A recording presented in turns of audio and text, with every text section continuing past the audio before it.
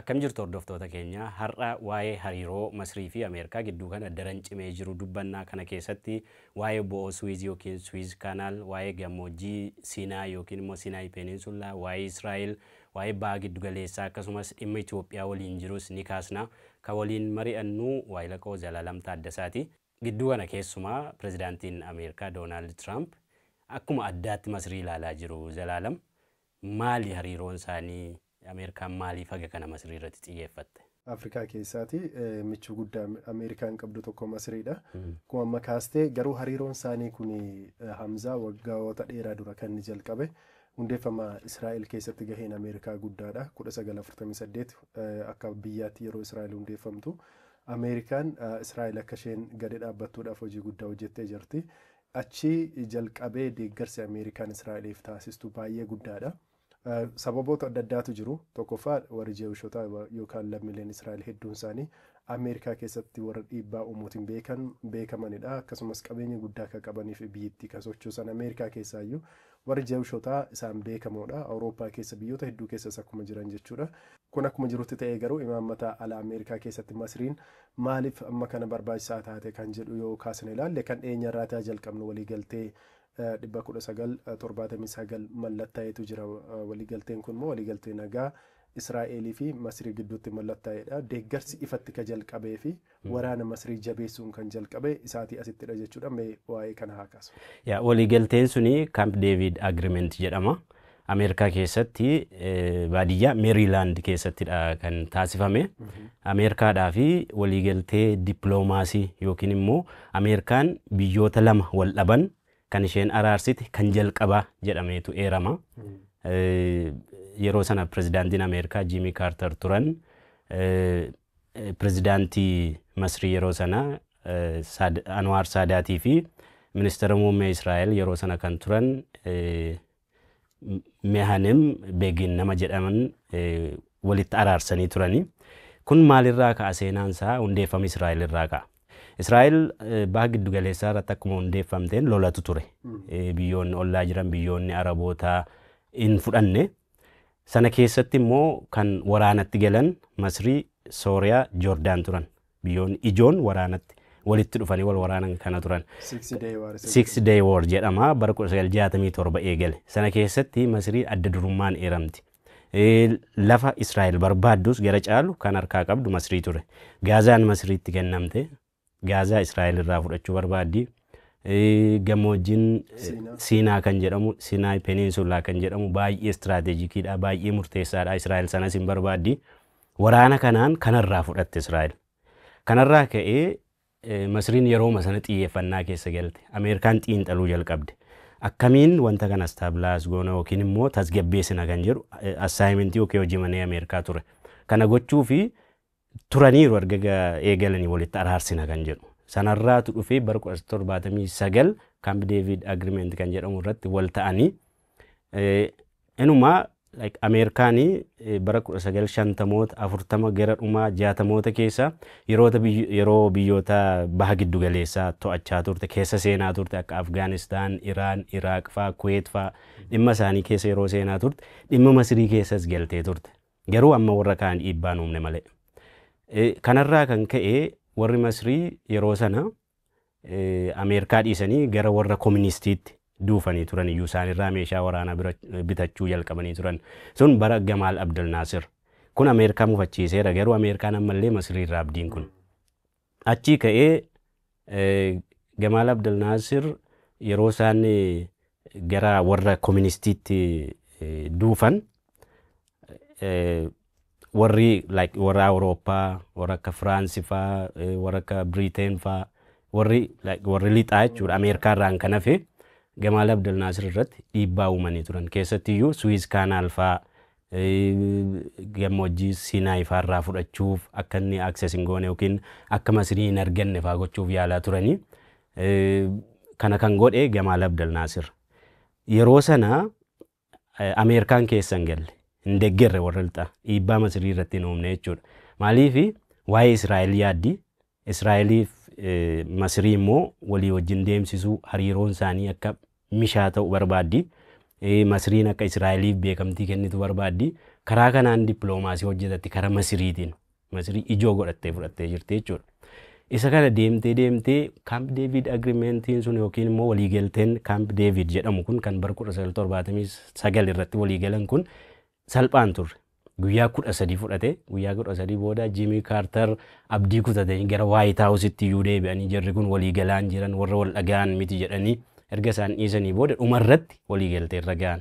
Waliigalteerra ga'anii Peninsulaan Sinaayi sun yookiin immoo gammoojjiin Sinaayi sun Masriidhaaf deebi'ee akkaataa waliigalteetti.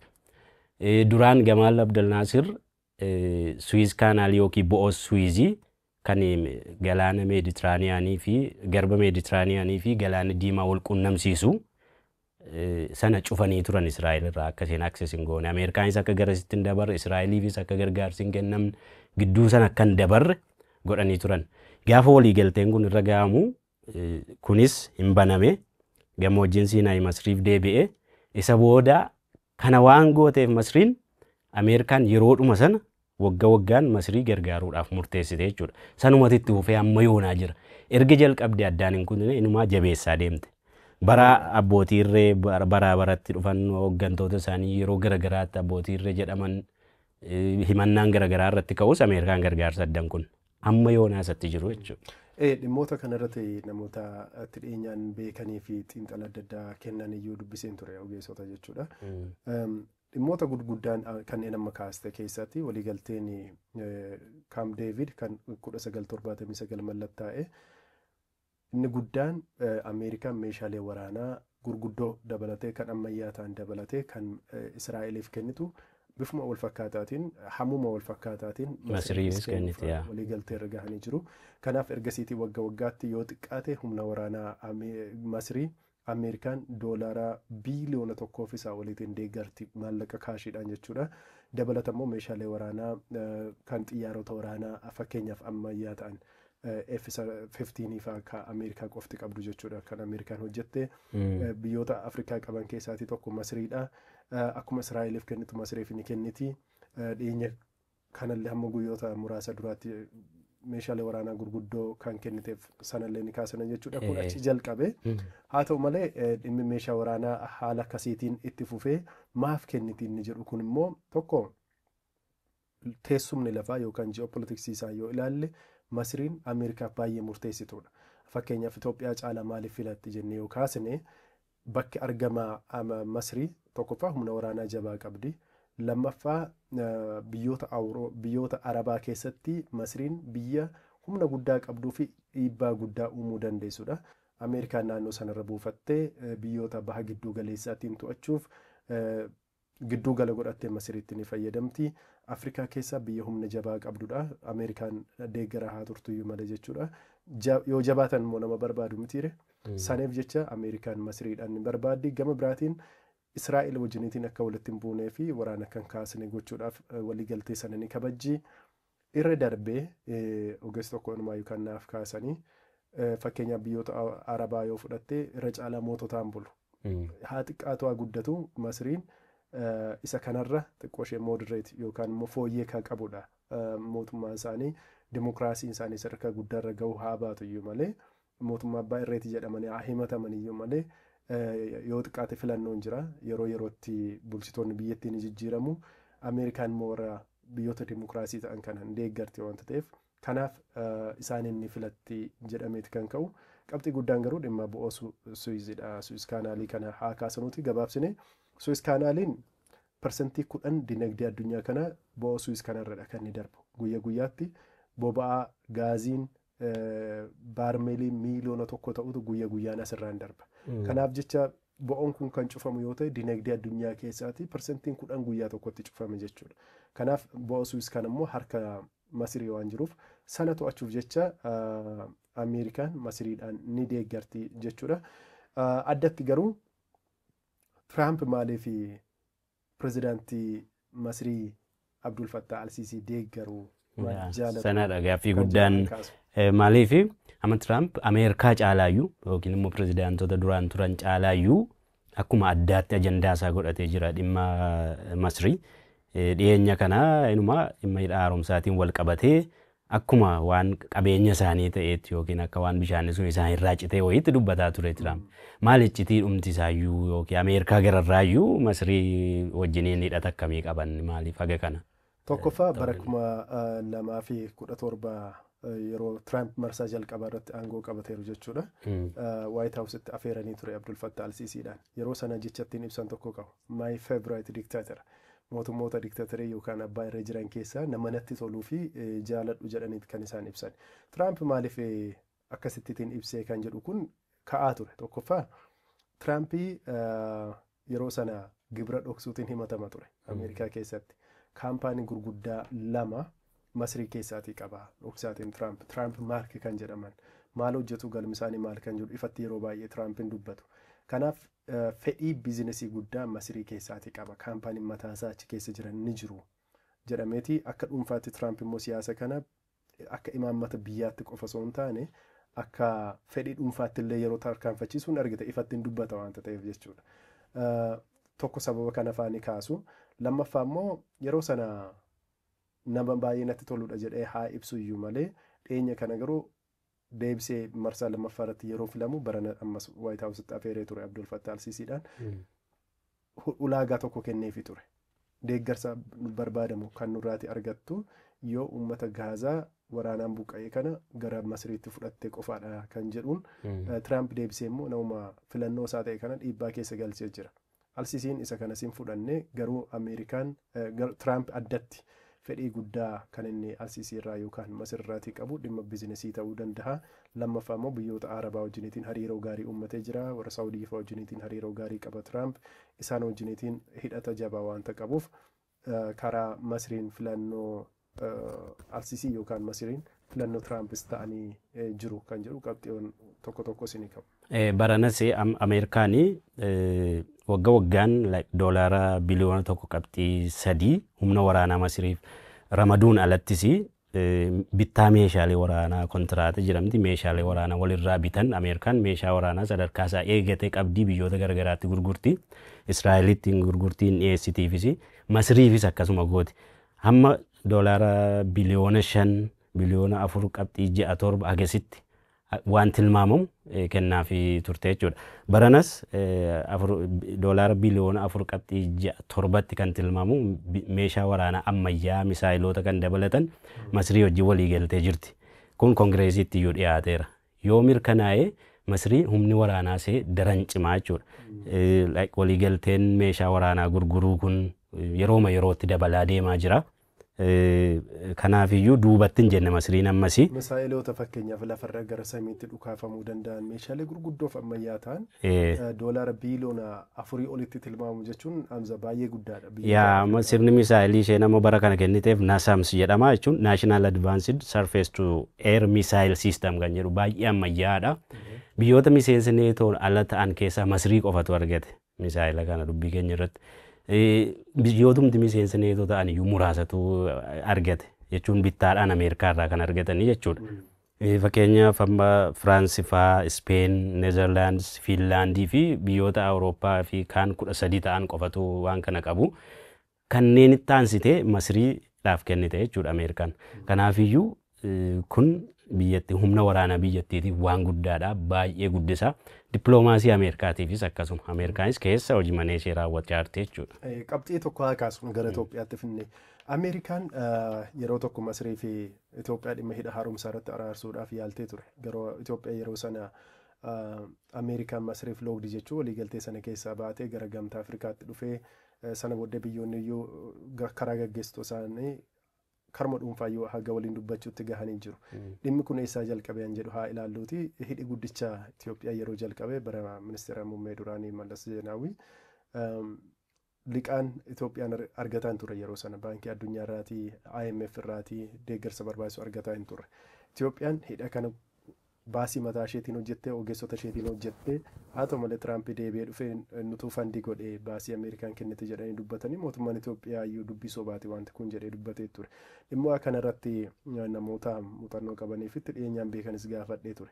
Tokkummaa inni Masriin namoonni Masrii hedduun isaanii addunyaa kanarratti warra baay'ee baratan keessaatii tokko akka ta'e naaf kaasanii gama siyaasaatiin namoota dhiibbaa uumuu danda'an Ameerikaatii hamma biyyoota Arabaatti saayintistoota doktoroota hedduutu biyyoota Arabaa keessaa fi biyyoota Irooppis dabalatee Ameerikaa keessas jira. Amma fakkeenyaaf bara pirezidaanti Obaamaan Ameerikaa bulchaa turan gorsaa Obaamaa namni ture lammii Masriiti.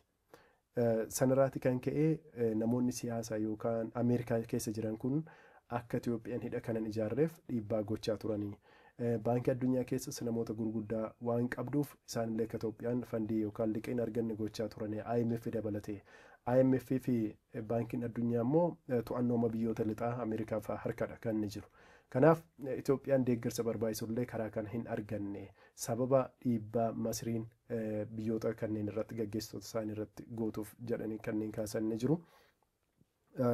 Kanaaf Tiraamp iyyuu dhiyeenya kana al takka Masriin hidha kana rukuttii kan jedhan dhiyeenya kana immoo baranuma immoo si'a sadii kan dubbatan Itoophiyaan hidha guddaa hojjettee jirti. Kun immoo bishaan Masriin jireenya ishee irratti hirkattu kana jalaa gogsuu danda'a kan jedhu irratti gaafadhee ture iyyuu ogeessota.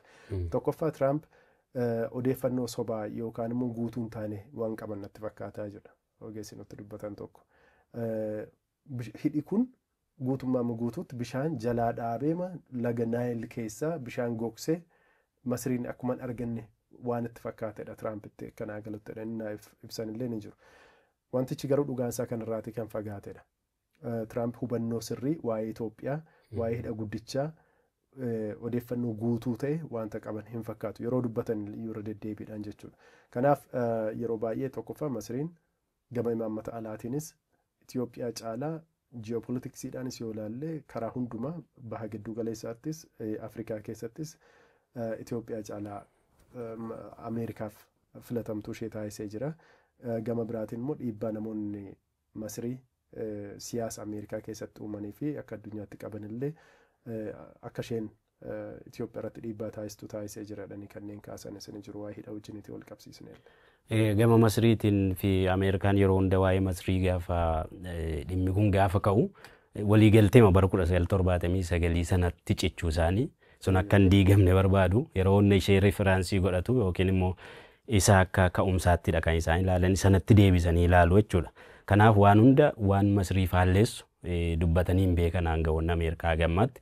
Biyyattii keessatti mootummaan abbaa irree akka jiru numa beekamaa dhiittaa mirga namaatii numa himatamu. Yeroo Ameerikaan faallaa dhaabbattee kana itti ejjennoo ishee ibsitee hin beektu dhimma Masrii irratti. Warra kaan irratti yeroo hunda akkas gooti. Waliigaltee sana waan eegduuf jechuudha. Waliigalteen sun akka faalla'uun barbaadanii kanarra dhiittaa mirga namummaa Masrii keessatti gaggeeffamu dhaabbilee Ameerikaan bal'inaatiin to'attu ni baasu. Gabaasota kan akka Human Rights Watch, kan akka Amnesty International, kan akka UN Human Rights Commission fa'aa Masrii keessatti mootummaan Masrii diktaatariidhaan dhiittaa mirga namummaa guddaatu achi keessatti gaggeeffamaadha. Gabaasa bal'aan bahaa ture. Bara 2022 fa'aa keessa yeroo gabaasonni akkasii bahan Joe Biden deeggarsa waraanaa Ameerikaan Masriif kennitu hin dhaabna kana sirreessitaa yoo ta'e jedhanii jiru. Haa ta'u malee Masriin dhageenye ittuma fuftee deebii guddaa siin kennite hin qabdu. Dhuma irratti Ameerikaan sanas osoo hin dhaabin doolaara biiliyoona 1.3 kan ta'u deeggarsa guutuu sana gadhiistee fi haala irratti hundooftee miti Ameerikaan amma Masriidhaan kan gargaaraa jirtu. Fedha biyyaalessaa Ameerikaa eeguu keessatti gaheen Masriin qabdu guddaa waanta ta'eef gama dinagdeenis gama siyaasaanis kanaaf jecha Itoophiyaa caalaa biyyoota Afrikaa kaan caalaa gara Masriif loogu jedhame kan ka'uuf jechuudha. Kanaaf dhimmichi dhimma Itoophiyaa fi Ameerikaa osoo hin taane dhimma fedha biyyaalessaa Ameerikaan hordoftu dursa argataa jira jechuudha. Ayyee Zalaalam garuu Masriin Ameerikaa qofa irratti biyya hirkattu miti keessaa gama humna waraanaatiin biyyoota Ameerikaan nagas mararratti waliin galle yookiin immoo faallaa Ameerikaa dhaabbatan waliinis hariiroo yeroo uumtutu ture. Kanaan duras tureera. Dhiyeenya kanas shaakallii meeshaa waraanaa fakkeenyaaf humna qilleensaa fa'aa Chaayinaa wajjiniin taasistee turte seenaa biyyattii keessatti isa guddaa ta'e guyyaa 4-5 akkas geggeessaa turte. Suninumaa Masriin Ameerikaa irraa gortee gara warra Chaayinaa, Raashiyaa kanatti duufaa jirti laata kan jedhu wayii shakkii jedhu wayii uumee ture. Ameerikaan isa kana dhageesseetti garuu ammallee Masriitti hin jijjiiramne. Waliigaltee Camp David sana eeguu waan qabduuf Masrii dhabuun barbaaddu. Masrii akkuma duraan jette kondiishinii yookiin immoo haala kam keessattiyyuu Masrii dhabuu itti jijjiiramuun barbaaddu. Waan ishee jalaa badutu jira waan ta'eef. Kanaaf Chaayinaa wajjinis Raashiyaa wajjinis waliigaltee waraanaa yookiin immoo hariiroo waraanaa shaakallii waraanaa waliin taasisanis Ameerikaan itti jijjiiramtee hin beektu Masriitti. Fakkeenyaaf Tiraamp dhorkaa gurguddaa kan jalqabe isa gara aangootti erga dhufe. Gara Ameerikaa kan galleef biyyoota kan akka Somaaliyaa fa'aa dabalatee irra caalaan hawaasa isaanii hordoftoota amantaa Islaamaa kan ta'an irra dhorkaa kaa'ee ture biyyoota 5 irraa bara 2017. Isaan keessa akka qabxii tokkoffaatti kan kaase dhiittaa mirga namaa ture. Masriitti hin daballe. Yeroo sana garuu guddaa ture biyyicha keessatti. Ilmaayii maal jedhe fonqolcha mootummaa yaadatta yoo ta'e Mohaammed Mursii irratti taasisanii Abdul Fattah al-Sisii gara aangootti kan fide. Jeneraalichi to'annoo isaa jala galchee jira biyya tasgabbeessee jira jedheeti kan ibsee Tiraamp fonqolcha biyyoota garaagaraa keessatti gaggeeffamu garuu ni balaaleffatu yoomiyyuu taanaan nagaa buusuuf yoo jedhameyyuu. Dhiyeenya kana immoo biyyoota 36 akka addunyaatti Tiraamp liisti godhee dhorka viizaa irra kaa'uudhaaf kaa'e. Keessaa tokko Itoophiyaa maqaa dhahee jira inumaayyuu jechuudha. Deeggarsi Masriif kennan ilaale. Itoophiyaa immoo liistii isaan keessa kaa'an ilaale. Fakkeenyaaf viizaa lammiileen Itoophiyaa waggaa 2 argatanii irra deddeebi'anii seenanii bahuu danda'an yookaan multiple entry kan kennu gara ji'a 3tti gadi xiqqeessanii sanuu al takkaa qofa kan eeyyamu taasisanii jiru. Itoophiyaa akka kanatti ibsaa jiru jechuudha pirezidaantiin Ameerikaa Doonaald Tiraamp kun. Kanaaf Tiraamp erga dhufee marsaa jalqabaattis marsaa ammaattis imaammanni inni Itoophiyaa irratti deemsaa jiru yookaan odeeffannoo doongoraa qaba. Yookiin immoo fedhuma siyaasaaf dinagdee inni Masrii irraa qabutu guddaa ta'uu danda'a. Akka waliigalaatti garuu Ameerikaadhaaf filannoo jalqabaa taate waggoota dheeraaf kan itti fuftee fi kanaaf yeroo kana jennu hariiroon Ameerikaa fi Itoophiyaa laafaadha jechuu miti. Itoophiyaa fi Ameerikaan hariiroo dippiloomaasii baay'ee guddaa ta'e waggaa 100 ol turedha kan isaan qaban bara mooticha Haile Sillaasee irraa jalqabe keessumaa yeroo sana baay'ee ho'aa ture. Garuu bulchiinsa Ameerikaa ammaa fi siyaasa addunyaa jijjiiramaa deemu kana keessatti Ameerikaan Masriidhaan filannoo taasisattee jirti kan jedhu kaasumaa fi akkuma beektu immoo humna guddaa qabdi waggoota dheeraaf humna waraanaa Masrii ijaartee jirti. Masriin immoo Raashiyaa wajjiniitiin biyyoota Arabaa wajjiniitiin biyyoota kaan warra keessumaa gara kooministiitti dhiyaatan kan akka Chaayinaa wajjin hariiroo gaarii waan qabduuf Ameerikaan sana dhabaan jirtu. Amma biyyoonni addunyaa gurguddoo ta'an kan akka Chaayinaa, kan akka Raashiyaa, kan akka Ameerikaa Afrikaa keessaatiin michoota baay'ifachuufidha. Ergamaa addaallee muudanii kan isaan wal dorgomaa jiran. Kanaaf as keessatti dippiloomaasii hojiin dippiloomaasii Itoophiyaan hojjechuu qabdu akka idil addunyaatti jechuudha. Biyyoota lixaa birattis Ameerikaa birattis imeejii ishee yookaan maqaa ishee bifa guutuu ta'eetiin ibsuu kan isheen qabdu. Kanaaf olitti irraatii barbaachisa jechuudha akka namoonni siyaasaa dippiloomaatonni Masriifaa taasisan jechuudha. Qabxiilee keenyarraa asumarratti goolamna. Ayyee Zalaalam galatoomi. Hordoftoota keenya dhimma Masrii fi Ameerikaa hariiroon isaanii maaliif akka cimee Ameerikaan maaliif keessattuu humna waraanaa Masrii tumsiti yookiin deeggarti kan jedhu irratti dubbachaa turre. Odeeffannoowwan akkasii ka baha giddu galeessaa kan addunyaas toora yuutuubii kanaan isiniif dhiyeessuutti fufna. Isinis odeeffannoo akkasii argachuudhaaf toora yuutuubii keenya sabiskiraayib godhaa nu waliin tura nu hordofaa jenna. Waan nu faana turtaniif galatooma. Nagaatti.